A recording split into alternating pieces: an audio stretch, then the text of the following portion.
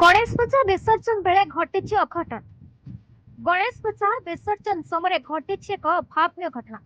बाण फुटाइबा हेला काल एभली एक हृदय विदारक घटना घटी नवरंगपुर जिला अमरकोट सहर में।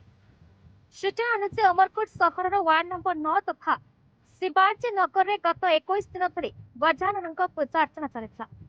आज गजानन विसर्जन करने समय पुराना बैंक रोड रे थिबा प्राथमिक विद्यालय निकटे कुंपी बाण फुटाइबा समय दीपक हरिचंद बयस 30 वर्ष युवक कांधर एक ब्याग लक्ष्मी बम धरी कुंपी बाणर निया उपरकू जाई तले पड़ा बेलू ब्याग्रे थिबा लक्ष्मी बम रे निया लगी ताहा विस्फोरण हेबारु दीपक गुरुतर आहत होइथे।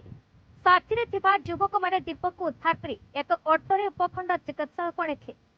सेठारे डाक्तर दीपक को मृत घोषणा करिथे।